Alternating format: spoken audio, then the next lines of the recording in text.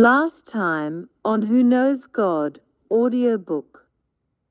And activated his previously hidden sirens a few feet behind Jason in the trap car. Shit. LaRonda pounded the top of her steering wheel. That's them hip-hop task force sons of bitches. Her mind visibly raced with questions. She pulled over and turned the stereo all the way down.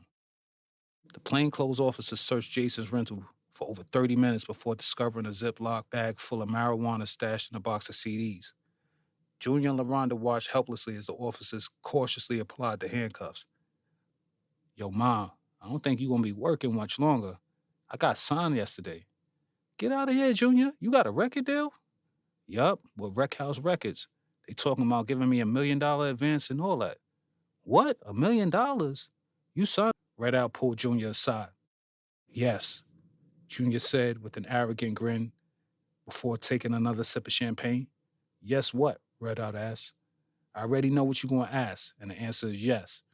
You sure you know what I'm going to ask, son? Red Out questioned skeptically. You're going to ask if you can get in the studio with me to finish your demo. Actually, yeah, I want that too. But right now, I got more pressing issues than that, my brother. He lowered his voice and leaned in. I need you to let me hold a little something to invest in, if you know what I mean. Red Out inched in closer and grabbed Junior by the shoulders. Right now, the price is right. I can get that good white for like 30 cents a gram. And we could bring that back to whatever the fuck we need, you heard? Junior looked deeper into Red Out, seriously considering. Red Out knew Junior was on the brink, and he pushed on. We can start making big money right now. You ain't gotta wait for no checks from no clown-ass record execs. Get paid right now, boy. Us.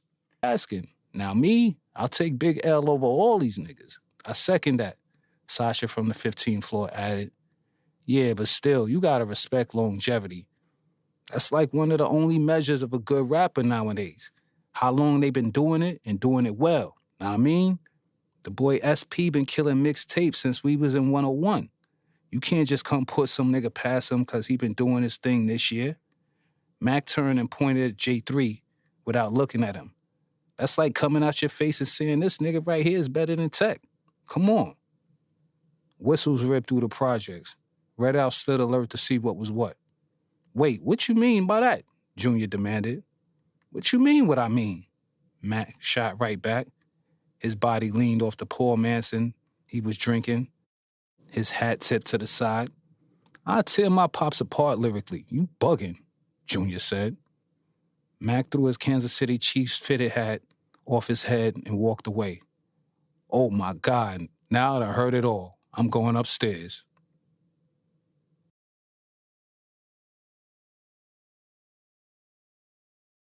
Unit 3, Hollis Jordan.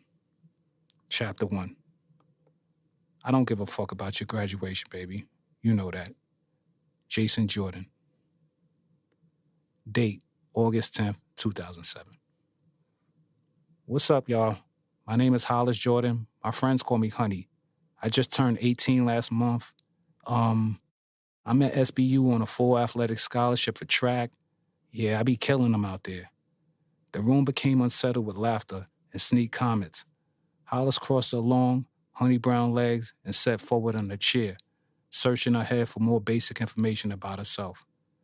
I have a somewhat famous brother. Oh, really? Who's your brother? J3 the rapper? Hollis answered the curious blonde in the back of the room. Oh, I never heard of him. Yeah, that's why I said somewhat famous. But anyway, I have a 13-year-old sister, I hate eggs, and I have a boyfriend back home named Reggie. Hollis could feel the ease of some of the fellas in the classroom sitting back in their seats. The professor looked over Hollis, admiring her athletic physique. Wow, look at those arms and those shoulders. She jovially mocked Hollis by flexing her weak, pale arm. My God, maybe you can give me some pointers on how to get these old bones back into shape. Professor Monaldo joked. Uh-oh, girl power, Hollis encouraged her, and they both bust out laughing. That's right, girl power. Professor Monaldo jumped on the cool train. Don't have me go get my jump rope and dumbbells. We could do it. The professor giggled as if Hollis were tickling her soul. All right, if I show up at your dorm room with my spandex and jogging shoes, you remember you said that. Hollis flashed an affable smile, which was sure to make her a winner at Swanson Bryce when the regular semester began in 3 weeks. She had so much to learn about the world, Hollis thought to herself. She didn't know old white people could be so chill. Professor Monallo looked at the Korean girl next to Hollis. Okay, who's next? She asked. Hi, my name is... I'm sorry, one moment, the professor addressed the class as a whole again. You see, guys, icebreakers can be fun. You never know what you'll discover or who you'll meet. Hollis silently nodded her head to concur. She had her business face on as she looked at the professor, and her eyes etching herself in her memory to ensure that she wouldn't be just another anonymous face in the small lecture hall. I'm going to get an A in this class, she thought to herself, as she sat back and continued to listen to the Korean girl introduce herself.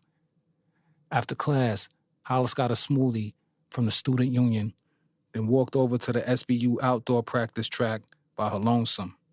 It was only orientation week, yet Hollis already began to stand out as a social butterfly among her peers. Consequently, she already had to start going out of her way to duck people whenever she needed some Hollis time.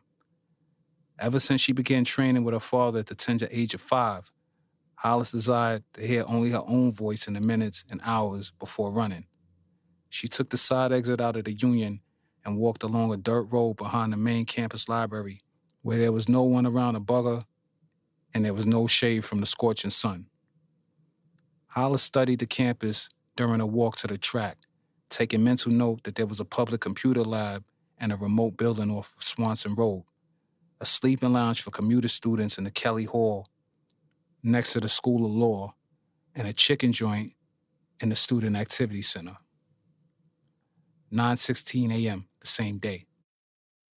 She went through her stretches and intervals in a corner by herself and scared the shit out of anyone who dared look into her fiery, competitive eyes.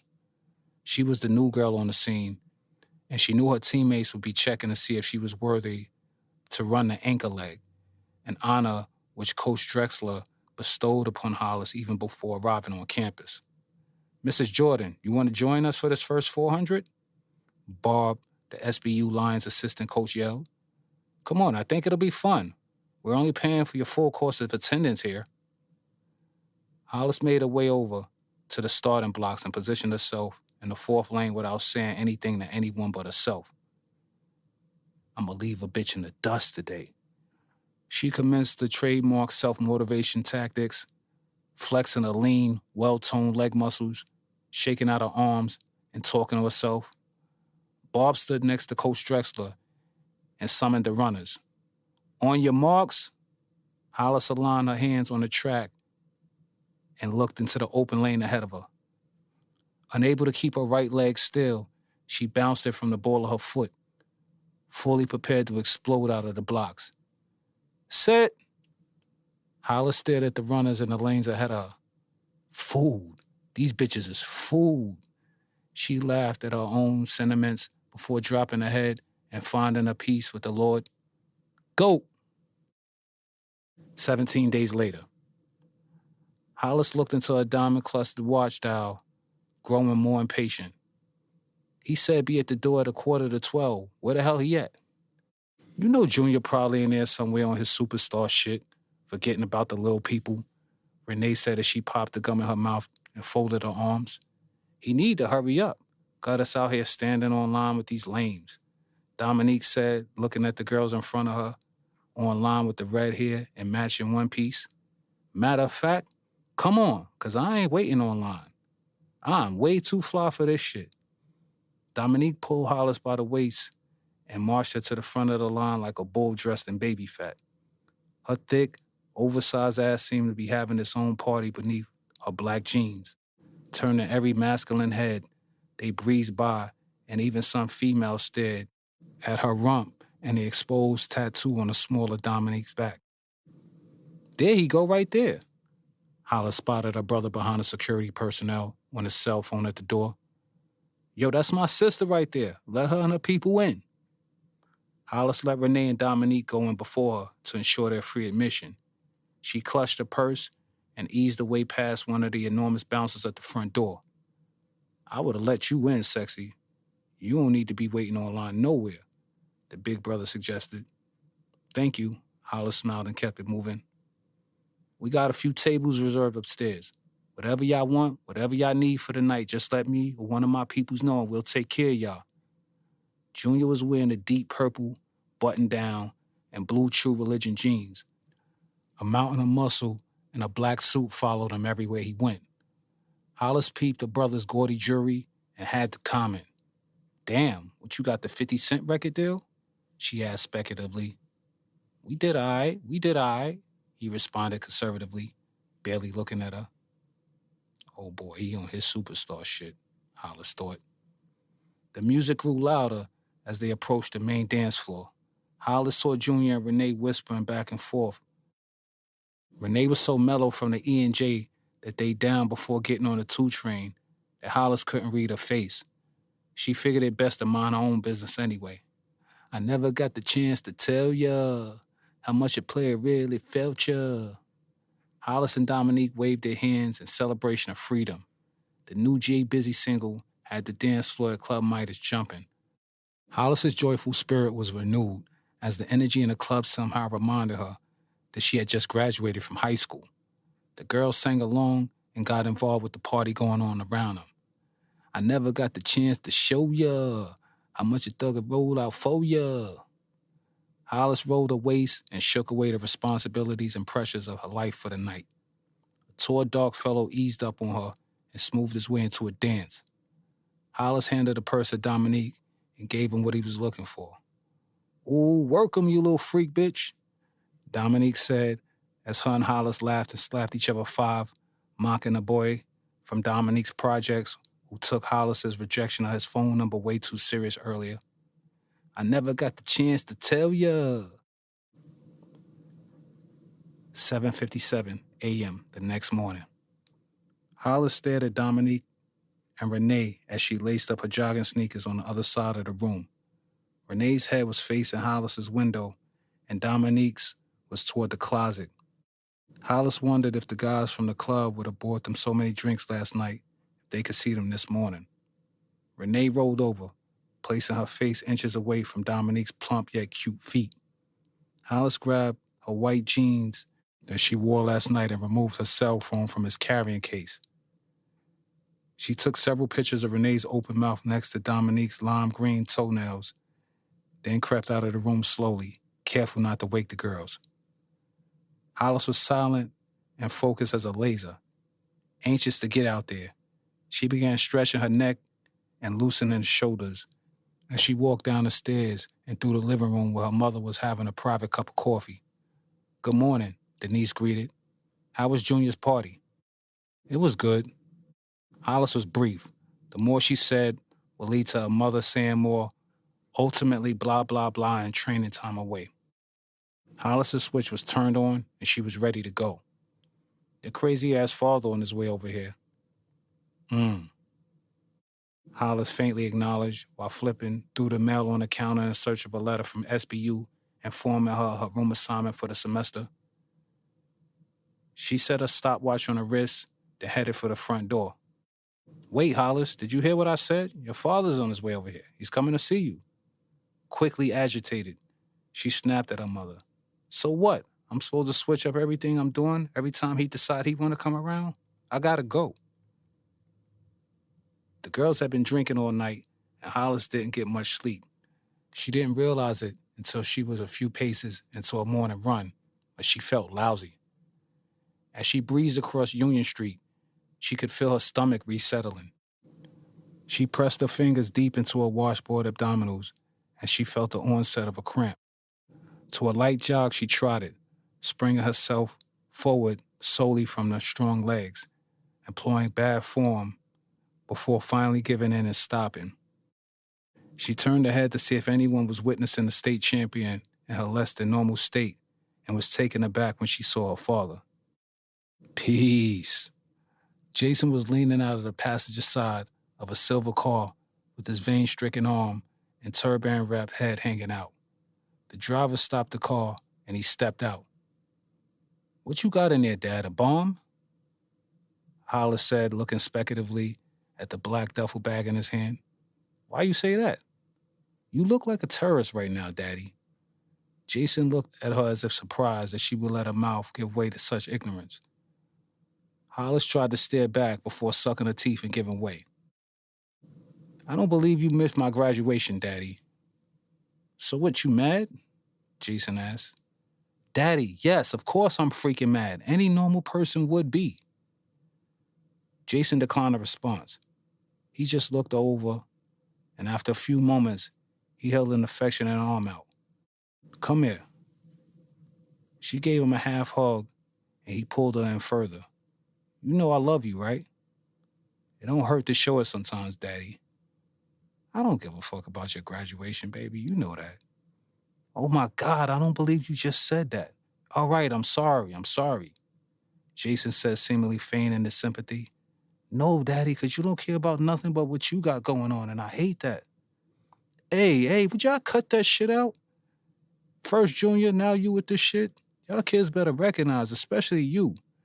I went to fucking war to help maintain that little fly girl image of yours. Get your little punk ass into college. What, I need to look like the dads on TV for you to be happy? Hollis looked at her father and saw his frustration mounting, and therefore pumped the brakes as he carried on. I'm a simple man on a simple, ordained path, Hollis. Some men teach, some men are lawyers. I make music in the name of Allah. And sometimes my father enlarges my provisions, and sometimes he restricts them. When I complete a task that he sets before me, when I have excess time or money, you the first person I holler at. Jason forced his mouth shut for a moment. Hollis could see that he was formulating more in his head. Just as she figured out who his driver was, her father figured out his next talking point. God's laws are that of seed time and harvest. Seed time and harvest. He pounded the fact with his fist into his opposite hand. When it's seed time, when I have to create an album, when I got to be in the studio all day and night, that is what it is. When harvest time come, all three of y'all have consistently been the ones to reap that benefit. But everybody want to look at Dad funny. You was right there when your mother left. What crime did I commit? Daddy, Mommy ain't leave you for no reason, Hollis snapped. You had guns and drugs in the house. You was getting arrested. And so fucking what? Those are the tools of my trade. Getting arrested is a risk that came along with what I was doing. I knew that price and risk. Shit, you and your mother did too. Well, maybe not you. But everybody get mad when Dad get arrested. But everybody chilling when it's time to go to Chuck E. Cheese and eat them soggy-ass chicken wings. Daddy, what are you talking about? Jason! LaRonda climbed out of the car and called out. Jason looked over and seemed to level his rage and energy off. I've been getting money here and there on the streets since before you was born. Them jobs don't always come in where we from, kid. But you know what? He apparently changed his mind about convincing her to see things his way. We gonna see what course you take, because your time is coming.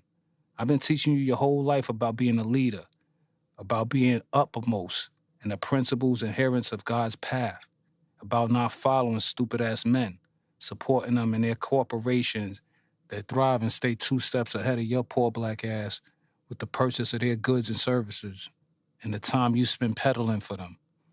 I tried to keep my time and my money for y'all.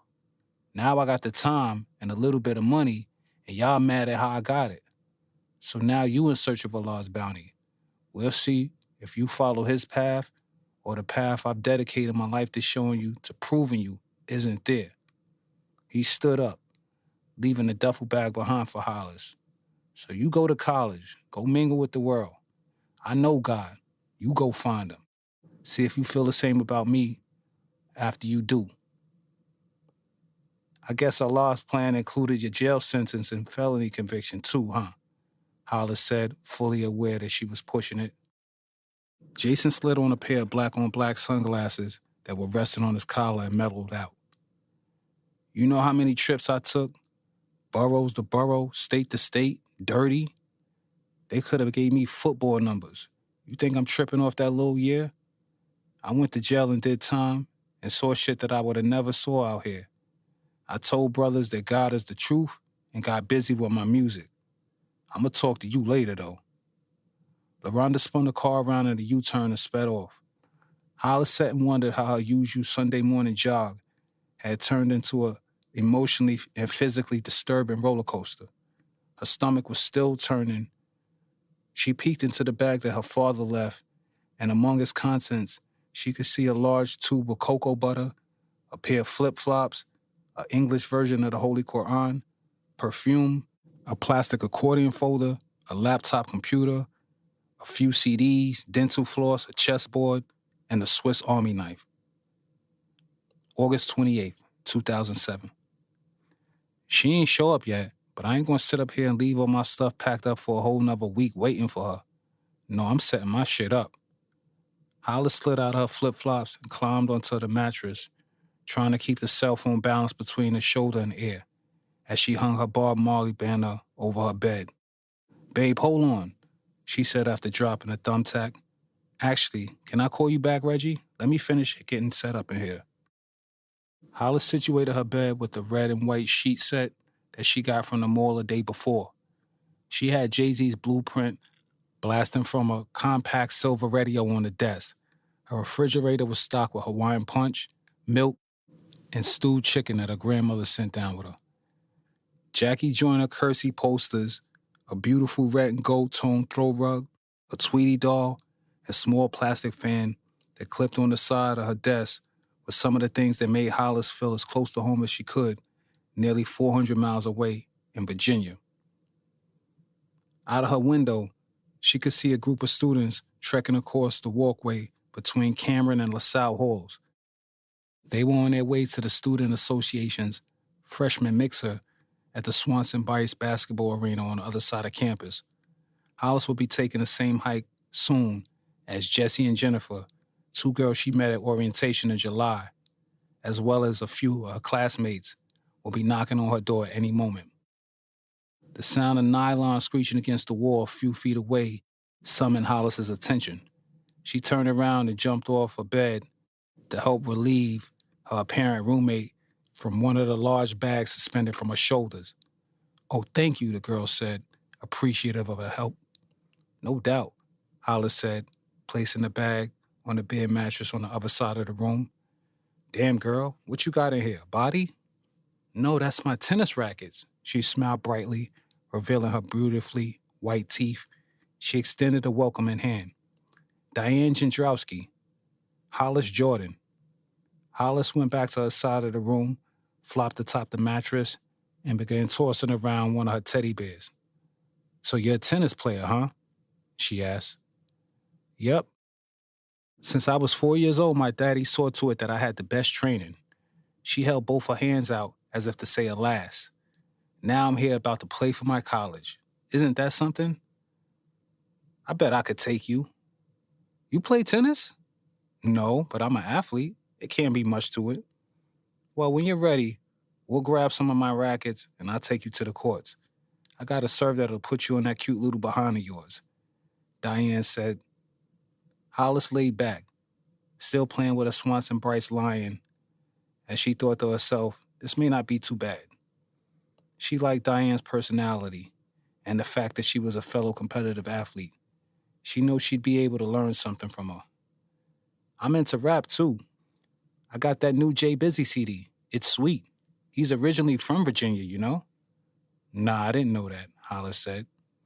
"You're not from Virginia, huh?" Diane asked in her deep country accent. "I'm from New York," Hollis advised as if offended that she couldn't tell. "Oh, well, cool. Don't worry, girl. I'll get you caught up. I know all the latest stuff." Diane sat on her bed to relieve her aching feet and looked at the red, yellow, and green banner above Hollis's bed.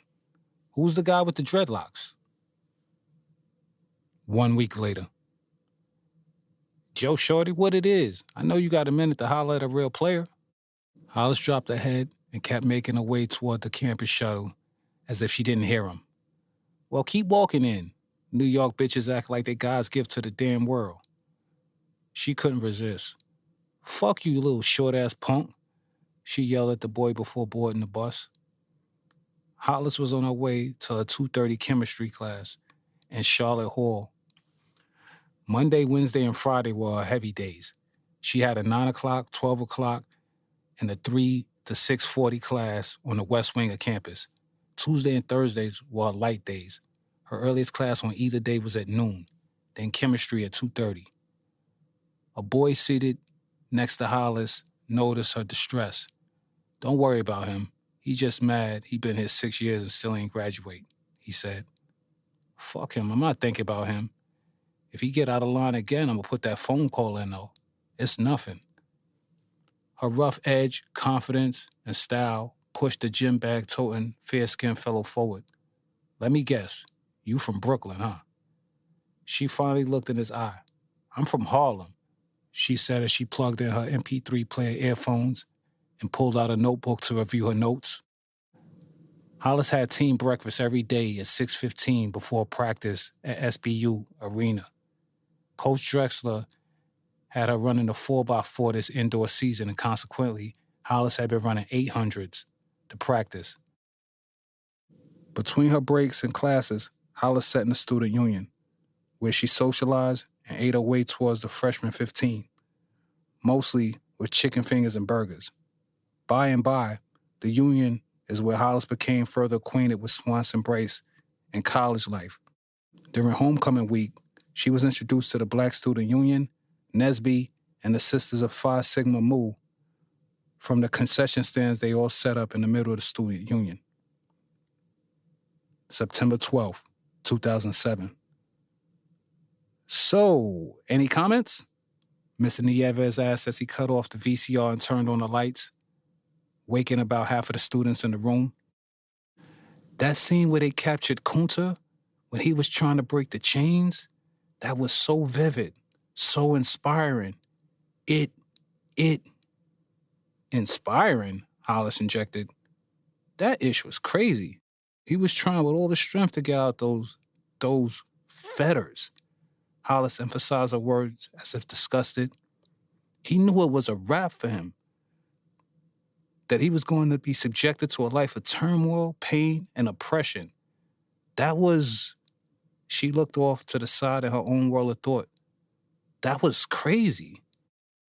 Mr. Nieves leaned over the station from which he was controlling the film projector and massaged his long salt and pepper beard. Yes, Kunta was a proud warrior and an accomplished young man in his own right. So for him to be subject to, as Miss Jordan said, a life of servitude for a people who systematically raped their women, separated their families, and forced them to work under harsh conditions, yeah, that was crazy. Mr. Nieves checked his wristwatch and saw that the class had run past his designated time. "Okay, so I'll see you guys next week. Don't forget, you have a 4-page response due." 8:55 p.m. the same night. The third floor lounge had become a nightly hangout spot for Hollis. She usually sat on the couch, there in her SBU sweats after a long day of taking it to the max. The third floor lounge is where she ate dinner, reviewed her notes, and watched mostly Flavor of Love, House, or SBU Movie of the Week with her girls. Tonight was one of those nights. "You don't like Jarrell? That boy is well put together. I see potential in him." "Or what about Calvin with his chocolate ass? That boy be coming to campus knowing he look good." Jennifer threw her 2 cents in. "He live off campus?" Hollis asked as she lifted her eyes from the economics textbook. "My homegirl told me he lives in a frat house. You know he a alpha." "Oh, okay, I didn't know that." "You know he was looking to get a little honey in his diet, too," Fatima said while staring facetiously at Hollis. "Anyway, I have a man, all right? Y'all so bad," Hollis said, glowing with temptation as she tried to hide in her textbook. Fatima was from East Flatbush in Brooklyn. Joy and Jennifer were both Virginia natives. "Oh shit, that's my jam." That's Talissa from the Bronx, who just turned to BET, which was playing J3's This Is For The Ladies video. Talissa turned her firm, thick backside to the television and bounced it up and down as the chorus instructed. "Nasty," Hollis mocked before tossing a highlighter in her book and sitting back. "Bring your brother up here for the weekend and I'm going to show you how nasty I am." Talissa joked. "Listen," Hollis got serious for a moment. "I'm going to either have to go upstairs or we're going to have to cut that TV off and get some serious studying done. I got 2 response papers due. All right, come on, let's focus. Jennifer, the usually quiet one, encouraged the ladies. After 8 minutes of dead silence, the girls felt as if they'd been studying for at least an hour. Alicia Keys' Unbreakable filled the room as a scream from Hollis's cell phone. She had that ringtone reserved for only one person. Everyone in the room turned their attention to Hollis as she lifted her phone off the cushion beside her. That's Reggie, I gotta take this. She stood to excuse herself from the room. Yo, why you ain't been picking up your phone? Hollis yelled into the phone as she shut the door behind her. Fatima waited for Hollis to leave before she closed her intro to calculus textbook. Talissa, cut the television back on. 1 week later. Come on, girls. This shit ain't gotta be interesting. If y'all feel like blowing these whack-ass broads out, then let's do it. Lions on 3. 1, 2, 3, Lions! Hollis glanced at Coach Drexler, who was looking back at her optimistically as she concluded her pre-race pep talk with the relay team. Hollis went through some final stretches. A substantial crowd was in attendance at the Hofstra Gymnasium for their annual indoor invitational. Shanita, the SBU lead leg, was secure in the starting blocks with her backside sticking straight in the air. The starting gun fired, and the pack was off for the first heat of the 4x4. Shanita came out of the first turn fighting for third place. A good start, considering that she was coming from the 6th lane. She was kicking, but Hollis could tell that she didn't have what it took to stay stride for stride with the herd. Hollis continued to pump herself up, as she knew she was going to have some collateral damage to repair at the ankle leg. Shanita held on to pass the stick off in third place to Asada. Asada ran the second leg from Brown University down on a straightaway out of the first turn.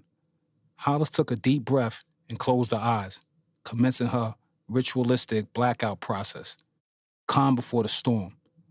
She wasn't thoroughly pumped up. She did indulge in her infamous self-talking to, and she went through all of her usual intervals, yet her intensity wasn't at its normal race day through-the-roof level. She didn't feel laser sharp.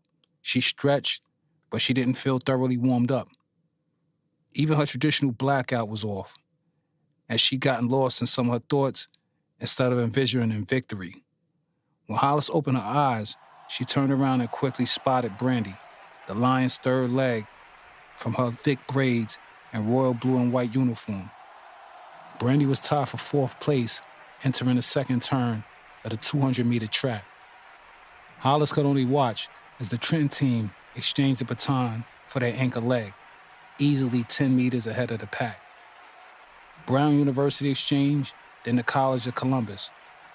Hollis moved to the inner lane and took her lead for the exchange with Brandy, furious that her team couldn't put her in a better position. She employed the raw power that she usually reserved for the final 30 meters in an attempt to close the gap. Her lean body ripped through the first turn and left the anchor from Columbus therein. She effectively opened her stride and put Angelica Coleman from Brown in her wake as well. Hollis could see the runner in first place and could hear and feel the roar of the crowd going berserk, edging her on. She had her inner ambition to stare down the young lady in the eyes when she caught and passed her, which she was vehemently closing in on doing. In the middle of a stride, Hollis pulled back in an ambivalent state of extreme pain and anger. Shit!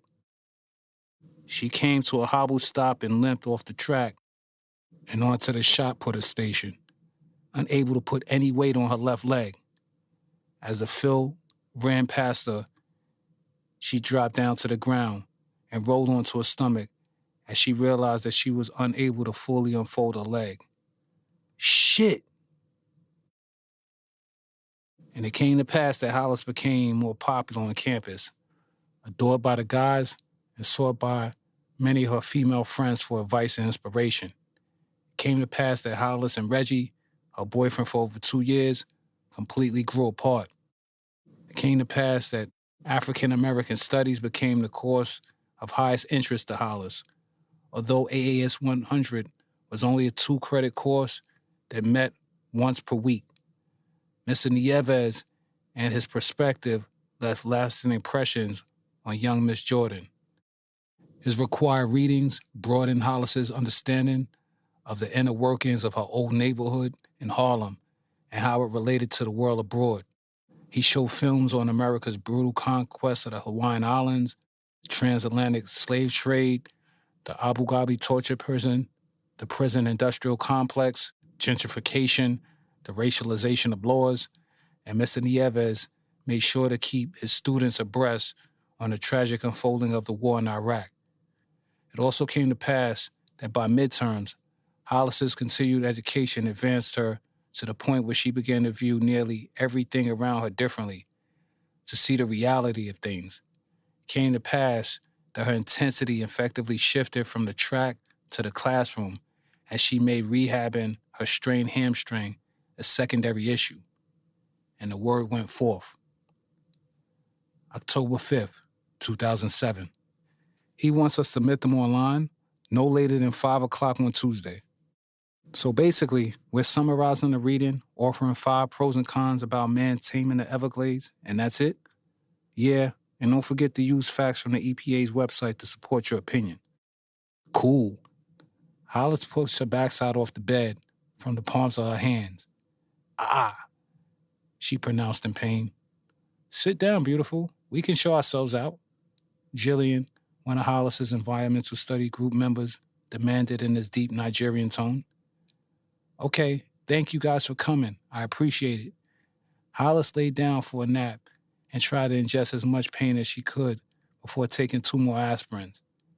She set her alarm clock to allow her enough time to catch the dining hall before they stopped serving dinner. She propped the bandaged leg on the 2 pillows and got situated for a power nap. Why? Hollis fired her fist into her bedding as she raised her frustrated eyes to the Lord. Why now, Lord? She asked as she looked down at her leg. The luster of college life was gone, and trying times fell upon her. Hollis already had more on her plate than she felt like she could handle. She couldn't understand God's reason for taking one of her hamstrings and making things that much more difficult for her. Her angered, machine gun questioning, along with countless other stream of conscious visualizations, eventually calmed her into a deep sleep. Hollis woke up nearly 9:45. Diane still wasn't in. Wiping her eyes, she pressed the alarm button to see why it didn't go off like she set it to, and discovered that she set it for 7 a.m. instead of 7 p.m. She lethargically grabbed her phone off a nightstand and dialed her mother's number. What's up, Ma? Nothing. You okay? Yeah, I'm okay. Okay, good. Because I'm at dinner with a friend of mine right now. Let me call you tomorrow. Hollis looked at her phone as if expecting it to explain that to her. After a few moments, she felt a strong urge to call Reggie, which meant breaking a promise that she made to herself not to call him until he called her first. But her temptation and boredom overcame her. She pressed the 1 key on her phone and held it until a speed dial connected her. Hello, Reggie answered. Yo, what's going on with you? Why I gotta call you all the time? You can't call? Shit, baby. It's been crazy in the hood, and our schedules is conflicting. Our schedules ain't never conflict before, Hollis fired. What you talking about? You ain't never been to college before. She sat and waited for him to take the conversation whichever way his will decreed. The 2 of them sat in silence for a few moments as Reggie was apparently waiting on her to do the same, feeling like something needed to give. So who you fucking? Hollis asked. Yo, honey, I don't feel like doing this right now. I gotta go, Reggie snapped at her. Yeah, you do that, and don't call me back. 11:57 p.m., the same night. Hollis stared into her open closet at her stacks of shoeboxes and hanger after hanger designer jeans and shirts. On the bottom of the closet to her left, she spotted the black duffel bag that her father gave her this past summer. She grabbed one of her wooden clutches and placed her weight on it and pushed from the bed without troubling her injured leg. Midway to the other side of the room, she put down the crutch and walked the rest of the way delicately. She removed the bag from the closet and opened it on her bed. The first thing to catch her eye was the golden green-bound Quran to the side. She removed the book and opened it to page 1338 at random. My devotees, no fear should be on you that day, nor shall ye grieve, being those who believed in our signs and bow their head to our will. Hollis closed the book and admired the beautiful cover for a moment before putting it down and digging into the bag. Removing the CDs therein, Tupac's Machiavelli and All Eyes on Me double disc, B.I.G.'s Life After Death, Nas's Illmatic and It Was Written, a few Jay-Z albums and copies of Architekk's 2 albums and mixtapes. She figured she indulged in the album she never heard for the night, and she put in her father's first album, Terminal Velocity. She dug back into the bag and removed the box of chocolates before zipping it back up. Maybe I could wake up and sell all these dimes and re-up by the PM, maybe things would be fine. Still something always... She turned her radio to a level loud enough for her to hear while she scrambled around and got her life organized. She was still tired. Her eyes were still hazy and her mind was drained at the thought of all of the work that she was backed up on. She took a moment. She laid back across her bed and listened to her father's lyrics. An object poked at her back. She reached around and pulled it from beneath her. The Holy Quran. The good book was calling her. And since she didn't really have anything else to do, she opened it and continued reading. Unit 3, Chapter 2. Yo, y'all bitches better fall back. Hollis Jordan. Date, February 2nd, 2008. The ladies of Phi Mu Sigma took center stage. The 9-woman step team were all wearing Ottawa jerseys representing their red and gold sorority colors. The crowd settled down as the lead sister took command. We are the sisters of PMS. Your girlfriend hate us because they know we are the best. We're number 1 and I know that you hate it. We are the sisters of Pi Mu Sigma Incorporated. Let's go, ladies. The sisters sitting in the front row of the auditorium yelled in conjunction with their girls on stage. The crowd gathered at the Student Activity Center roared louder than they did for the 1-12 football team this past season. Fatima and Joy stood up from their seats as the people in front of them stood up blocking their view. Fatima and Joy considered pledging PMS this summer and getting involved in the world of Greek drama around them. Late last semester, they convinced Hollis to attend an interest meeting with them, and Hollis, to her surprise, actually found interest therein. According to Fatima, Joy, and a few other people Hollis spoke with, apparently on God's green earth, one was either Greek or not. Hollis initially laughed the notion off, but as she got further involved in the extracurricular activities on campus, those sentiments proved credible. Brenda Watson from Res Life was a member of a Greek 3-letter organization. So was Aretha Patterson from Student Activities. Even Mr. Nieves was a Zeta man. We work harder than these fake little girls running around in those fake coated pearls. The section of the ladies in pink and green protested. The crowd went wild. After the step show, Hollis and her girls went to the basketball arena for the Winter Jam Music Festival that the Student Association was hosting as a part of SBU Spirit Week. When she returned to her room that night, Hollis talked to Dominique for a few minutes. Then she called her father, who she'd been speaking to on a nearly daily basis for the past few months. I'm an out-of-state student too. I'm gonna have to take mad loans out. But they saying I won't be able to register for my classes if they pull my scholarship, so I gotta do what I gotta do, Hollis said. I just feel like you worked too hard to walk away from the sport like that, baby. You're not no ordinary chick. You was a state champion. It's not in my heart no more, Daddy. I feel like I was always doing that a little bit more for you than me. Jason took a deep breath into the receiver. Hollis figured it was no better time to knock him out while she had him on the ropes. Daddy, I'm thinking about pledging for a sorority. He faintly acknowledged, keeping his cool and reserve. Come on, Pops, say something. What's that, Greek? A Greek sorority? What's that, them dudes that made up all the myths about our lost creation, right? Yes, Daddy. Them dudes that invaded and stole the knowledge of civilization itself from the Africans, the polytheists? Yes. Well, let me know how that worked out for you. Daddy, I thought you said you were reading the Quran I gave you. I have. Well, what does it instruct you about lettering and private counsels and people who accept only part of the book after they receive clear signs, the 10 percenters? It says leave them in their adventures alone, right? Before Hollis could utter a word, Jason spoke again. Okay, bye. What, you're hanging up on me? She asked, baffled and mildly humored. I already know what you're going to do. It ain't nothing to talk about. Hollis laughed in disbelief that her father was acting so childish. There's 360 degrees to a full circle of knowledge, not 33 and a third. Bye, he said before hanging up the phone. 3 weeks later. Keep your legs moving. Come on. Her father yelled at the side of her face while pushing her in the back. What, you retarded or something? You can't keep your legs moving because you're feeling a little discomfort or pain? Hollis fell to her backside and began unleashing the training weights wrapped around her ankles and a rope from around her waist. I want my mommy. She slammed a small fist into the ground and began tearing. Come on, Hollis, cut that shit out. You want your mommy. You got to be able to accomplish a mission under duress, sweetie.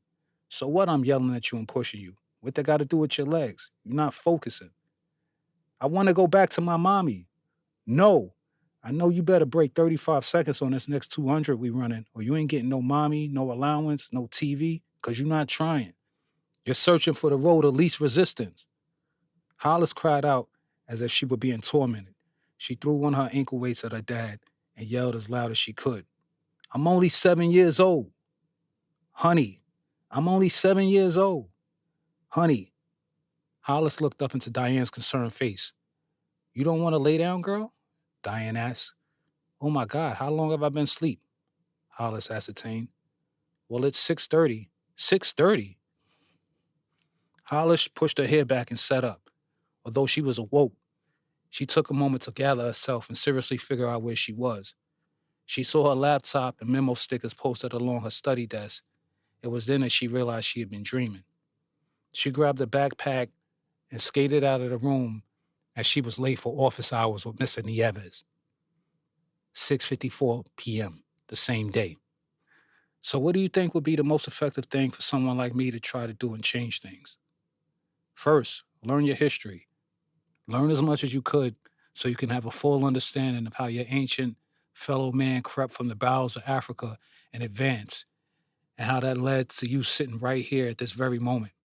If you don't know where you came from, where can you go, right? Hollis nodded in comprehension, as she often did when Mr. Nieves spoke. And make sure you get registered to vote and actually do it. I do believe we can get this senator from Chicago elected as the first black president of the United States if you young people just go out and vote. All due respect, Mr. Nieves, but the hell with voting, Hollis said while getting her backpack ready. Excuse me? Well, you taught us yourself. During slavery and all the way up to the mid-20th century, institutions like courthouses, police precincts, and the political system in general were all facilitators of inequality and our degradation. I'm not trying to play around with America and emphasize a democracy. All the politicians and leaders of this country do is lie. Easy, young lady. You're too intense.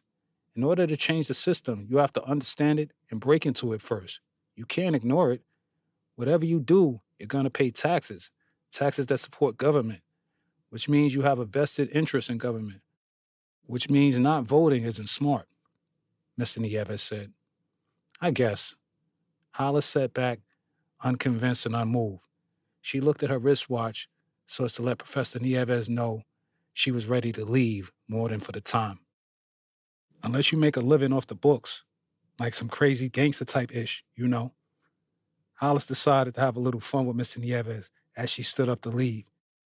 She could tell that he already thought that she was a little criminal-minded, and she thought it was cute to shake his poor little soul every now and again. Good night, young lady, he said in his flat South African voice as he escorted her out. Stay away from rap music for a while. After office hours, Hollis walked over to the financial aid office and picked up a FAFSA form. She walked through the School of Architecture buildings as a shortcut to her residence hall. She saw individual students sprawled out in the corridors, some reading, some were putting the final touches on models they designed. Some were fighting exhaustion to finish other projects, but they were all putting in work in what was, for the most part, a barren academic campus at this hour. 11:23 p.m. the same night. Hollis pushed open the heavy fifth-floor girl's bathroom door and slid herself past it, careful as to not disturb the towel wrapped around her body. She placed the bath bucket on the counter above the sink and ran the faucet to brush her teeth. While she waited for the water to heat up, she looked at herself meticulously in the mirror. The definition in her body was given away. She held her right arm out with her toothbrush held in hand and shook it gently. That which was a well-toned tricep muscle range just months ago was now a soft mass of flesh, which she had minimal control over. She grabbed her stomach, and for the first time ever, she could pinch excess fat between her fingers. She looked in the mirror horrified. She cut off the water, grabbed a bucket, and rushed back into her room. "You okay?" "Yeah, great," Hollis said as she flipped through her closet. She slipped into her Pepe sweatpants and a fleece. She searched through a collection of footwear for her jogging shoes. "You seen my gray New Balance, D?" "No, I haven't," Diane answered, looking suspiciously at her possessed roommate. "Your leg better?" she asked. Hollis found her sneakers beneath her bed and sat down to lace them up. "I'm not exactly sure." She grabbed a stopwatch off her desk and headed for the door. "But I gotta go." 11:58 p.m. the same night. "Ah!" Hollis released a death-defying holler as she shot up the small dirt hill like a bullet for the fourth time. Her adrenaline fueled her, as it did for the years past at Penn Relays, States, and the East Coast Championships. "Let's do this. Let's go." She clapped her hands as she made her way back down to her makeshift starting point. Hollis established a training post in a remote area behind the parking lot of the football field, where she ran a few straightaways, did 10 repetitions of incline sprints, and did over 100 sit-ups and calf raises. When she got back to her room, she felt someone back in proper form. She showered and stayed up to close to 4 a.m. studying for her upcoming tests, fully focused and fully acceptance of her life of hard work. She was working on A's in her advanced African American Studies course, her intro-level sociology course, and Women's Studies 224. Her other two classes, Intro to Computers and Calculus 2, she was working on solid B's, with A's within reach if she could take care of business on her final exams. Against resident hall policy, Hollis covered a smoke detector with a plastic bag and lit a few incense. She sat at the study desk playing Who is Jill Scott with the volume on low and stayed in the books until she couldn't take it anymore. March 7th, 2007. Welcome to the 49th annual meeting of the Ladies of Phi Mu Sigma Incorporated, Alpha Chapter. For those who don't know, today is our first day of our Founders Week.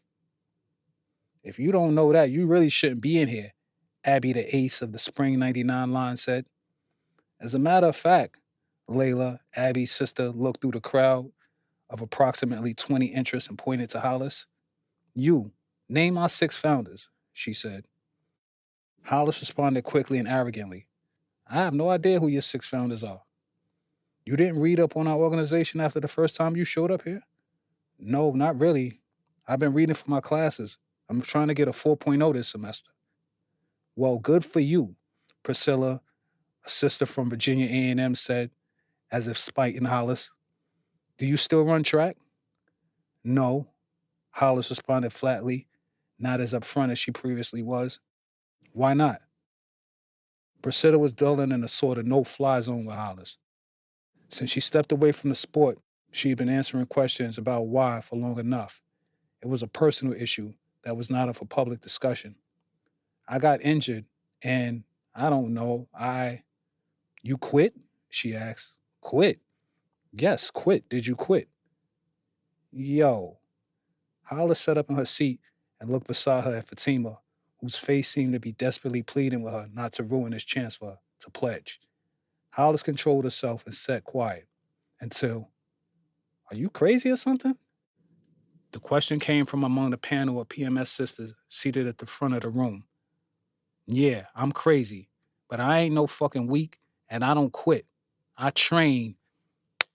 Hollis pounded her fist into her open hand, producing a loud smack of flesh. Hard for what I want. She sat back content that she said what was necessary to convey her point, which eased her nerves. And I get what I want. Well, do you want PMS? One of the sisters asked. Hollis was grilling Priscilla, who was staring at her. She reached down and grabbed a DL bag from under her seat. Nah, I'm good. Fuck this. April 9th, 2007. Hollis finished packing a small refrigerator and turned around to find Joseph standing behind her with a silly look on his face. I bought this for you, he said.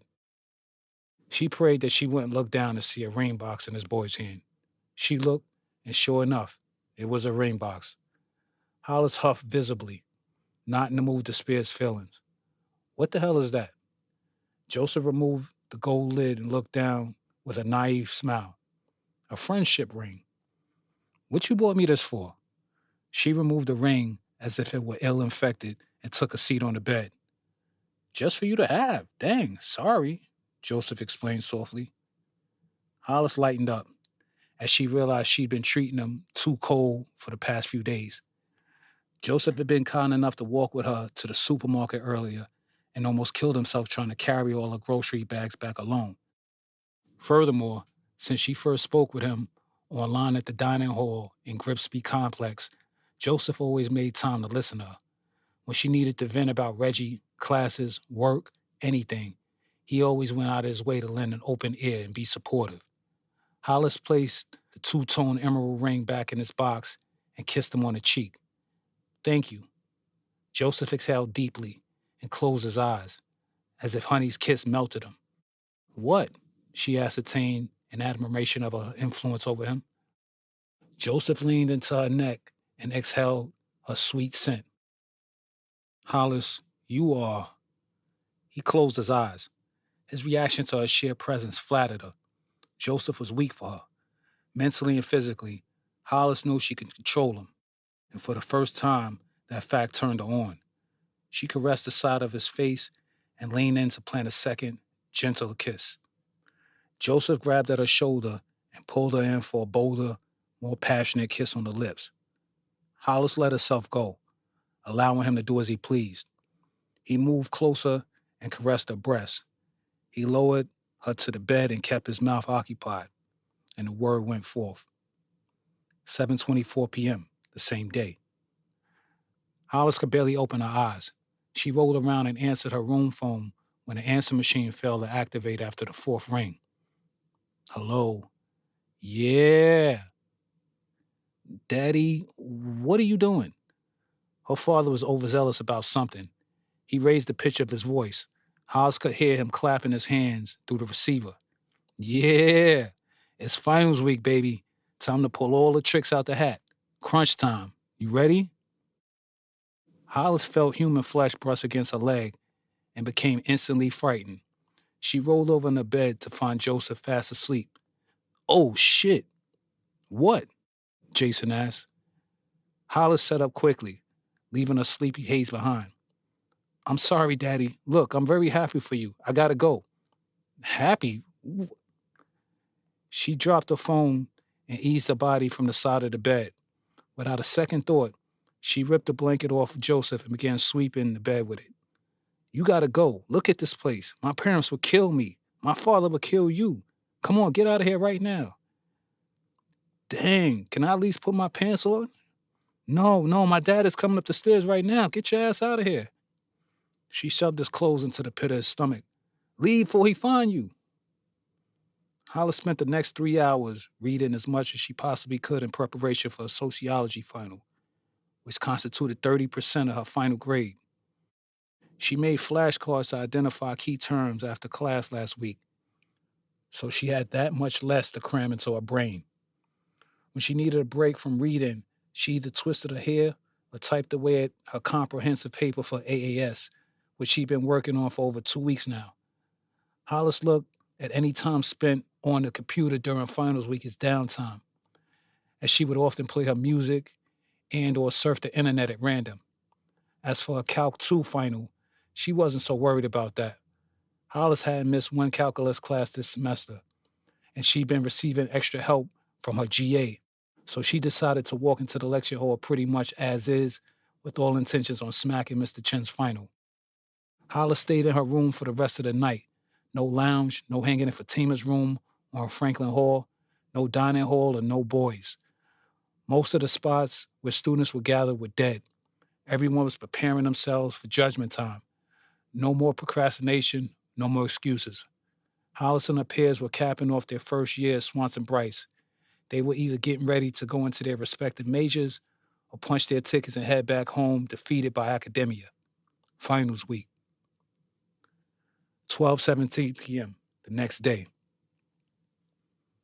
Hollis stepped out of the Lions Den Cafe after an hour-long solo lunch. She was casually walking towards the bus stop when she suddenly changed directions and ran across the walking path towards the back of Townsend Hall. She stopped and superfluously retied her shoes in an attempt not to seem like she completely lost her mind to anyone that might have been watching. She calmly changed directions yet again and headed back to the bus stop. Just as she thought, the Volvo she'd been watching from the window in the Lions Den drove off. She saw the same car in Franklin Hall's parking lot this morning. The same car was in a law school loop when she left out after checking her email in the lab. Now this. Who the hell is following me? She thought. Hollis looked around and continued walking in vain to avoid being reported to public safety by her fellow students, taking notes that the car made a right turn onto Swanson Road. Swanson Road was a one-way conduit that was going to swing the Volvo around to the back of Townsend Hall. She hurried to the side of the building where she could get a better look into the car. She took cover along the edge of the brick column near one of the back exit doors. Within seconds, Hollis was able to see clearly into the sedan, which parked, apparently because they lost sight of her. Ain't this about a bitch? She marched across the manicured spring lawn, fuming, straight up to the driver's side window and pounded on the glass. Daddy! Jason froze in apprehension, spilling the binoculars he was looking out of onto his lap. He lowered the window. The smell of fresh marijuana escaped the confines of the interior. Shit, honey, where the hell you come from?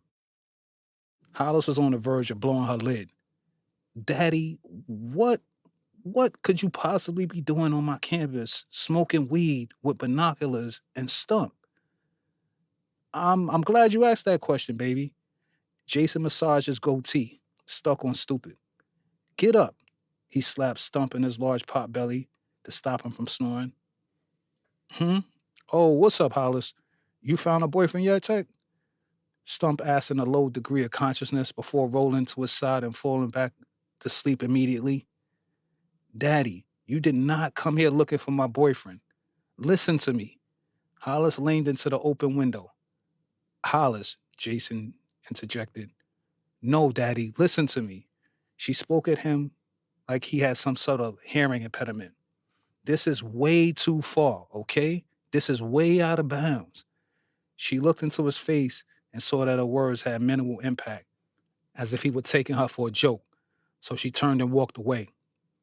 Honey, come here. Jason jumped out of the car and ran after her. Daddy, this is Virginia, okay? Not 125th Street. You can't be sitting on my campus staking me out, watching me with binoculars and shit. You can't do that. All right, I'm sorry. You just sounded a little bugged out on the phone yesterday. That's all, baby. I'm sorry. Jason opened his arms. Come here, give me a kiss. I don't want to fight no more, he said. No, Daddy, Hollis said in an attempt to get him to take her more seriously as he squeezed her. My beautiful baby. Look at you all in college and shit. Daddy, why don't you buy me a pair of sneakers? I don't have no spring sneakers, Hollis said, still scrunching his arms. And then we even? She simply smiled. Tekk turned his attention to Stephanie, one of Fatima's graduate assistants, as she walked past and exchanged smiles. They both turned to continue flirting and checking each other out. And don't be afraid to introduce Dad to none of these young girls around here either. Jason removed his sunglasses and took a sip from his plastic bottle, trying to do the smooth thing. Can I talk to you for a minute? He yelled towards Stephanie. Hollis buried her face in her hands and shook her head clueless. What am I going to do with him? Yo, hold this for me. Tekk handed her his bottle of water and trotted over to Stephanie, who apparently gave him her approval.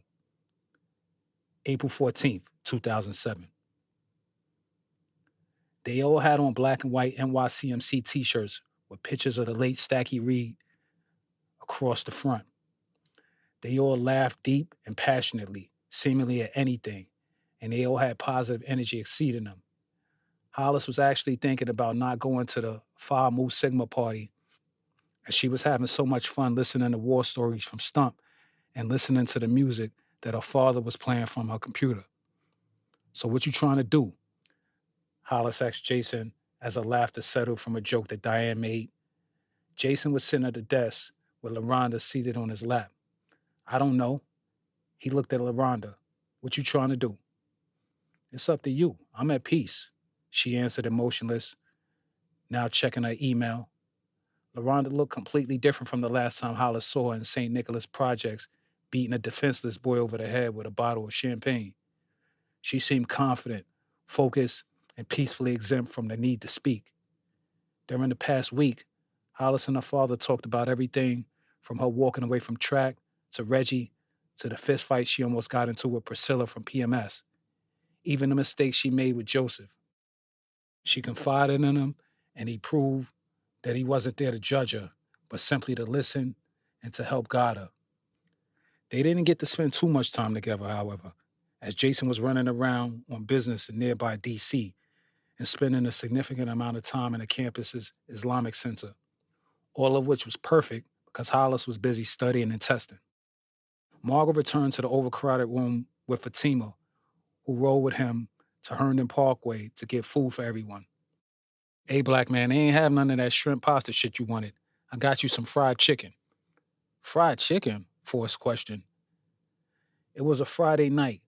Most students were done with their finals and hanging out around campus for the infamous SBU weekend of partying that capped off each semester.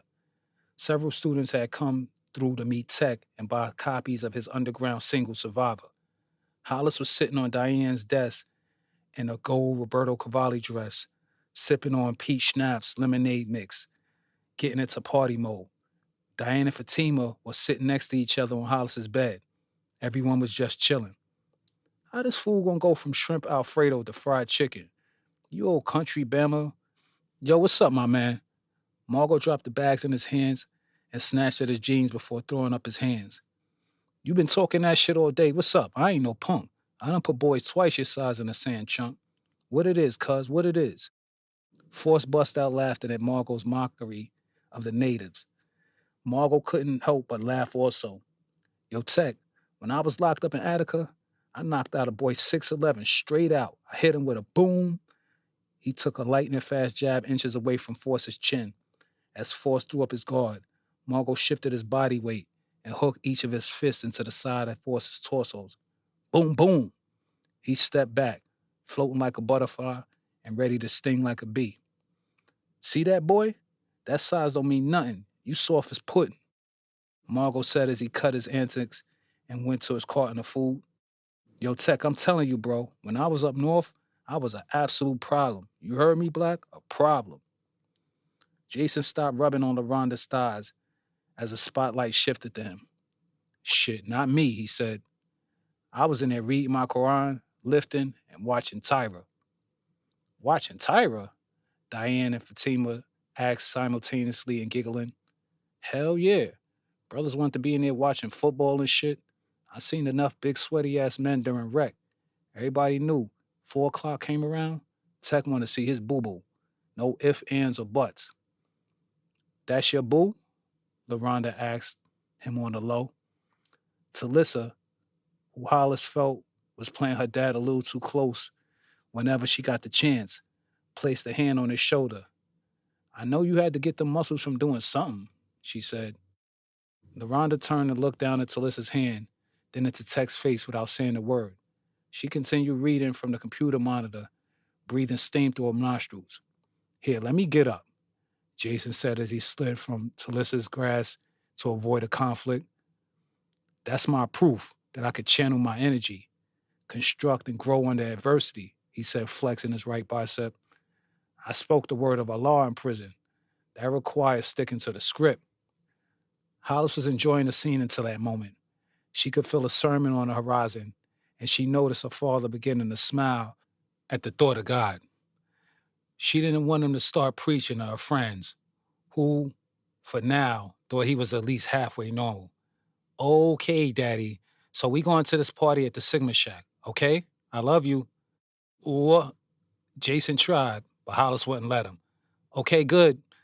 Lock my room door when y'all leave, please. Okay, love you, Dad. 1:25 a.m. the same night. Hollis and her girls were enjoying themselves at the final PMS party of the year. Fatima was talking to a few sisters near the kitchen. Her and Joy, along with 6 other underclassmen, got the okay from Nationals to pledge this summer. All things considered, this would be the last night that the girls would be hanging out like this for at least a few months. Hollis was grooving by her lonesome in the dining room where the stereo system was set up. Joy was next to her dancing with Barry. The DJ put on J3's single, Pop Goes My Nine, which mostly everyone at the Sigma Shack sang along with, word for word. Hollis smiled with secret pride and continued dancing. Hollis wasn't exactly sure how the Sigma sisters felt about her after she almost came to blows with Priscilla at their last interest meeting. A few sisters she never met had been looking at her funny on campus. She looked at them funny right back, but that was the extent of that. The sisters that she knew from classes and the union beforehand was still cool. Through her peripheral, Hollis could see more hockey jerseys around her than she cared for. Fatima and Joy were nowhere in sight. Cherie from Virginia A&M suddenly stopped pretending to be dancing next to Hollis and turned in on her. Hollis knew it was on. She backed up swiftly and threw up her hands. Yo, y'all bitches better fall back. Cherie continued advancing, trying to get an angle. Hollis could see Big Daedria, the 200-pound-plus sister from Manassas, taking off a jury. Hollis jabbed at Cherie's face, barely missing her mark. Hollis turned her head and saw the side door and made a move for it. When she got outside, Hollis flashed a fist again and squared up Cherie. Yeah, what's up now? Inspired by what she seen Margot do earlier, Hollis took a shot at Cherie's face. As expected, Cherie raised both her hands to guard the decoy punch. Hollis cocked back and brought a left hook to Cherie's stomach, and Cherie went bye-bye. Yo, Daedria, get that bitch. Let's jump her. The jerseys began to swarm again. Hollis kept her guard halfway raised. Her heart pounded. A razor-sharp whistle broke through the drama. Ew. Hollis looked to her left and saw Margot stomping across the yard. Yo, y'all fucking with the wrong person. Go ahead, I'm telling y'all. The 6'4" bodyguard force came rushing in from the opposite direction. Tim, the muscle-bound Theta brother, approached Margot. What's up, you old-ass grandpa-looking nigga? The fuck you gonna do? He yelled in his deep southern accent before pushing Margot in his chest. Margot quickly gathered his balance and moved in on Tim. Every Theta in sight stepped up. Margot stepped back and gathered a new game plan. Through all the drama, Daedria was walking around Hollis trying to decide how she was going to attack. She chose the strategy and charged at Hollis from a few feet away. Ah! Roaring machine gun rounds ripped through the Virginia night, commanding everyone to hit the deck. The former party people were suddenly fleeing targets. By the time Jason finished firing into the sky, the only people on their feet were all from Harlem, save for Hollis, who was still in the dirt. The dread rested the smoking barrel on the ground and leaned some weight onto the hefty assault rifle before addressing the people with a mild degree of sarcasm. We come in peace, he said with a hint of smile across his face. He opened the back door of the burgundy car that he was standing in front of and looked at Hollis. Come on, baby, he instructed her before addressing the crowd once more. But if you fuck with my family, I'll kill you dead. He grinned maliciously, raising his barrel, and jolted it to and fro. Any last one of you. Force backed up with great care, watching every move of the Theta Bulls as they returned to their feet. Margot followed suit, retreating to the convoy on the curb as Jason shut Hollis's car door. Don't forget to support my new single in stores and on the internet.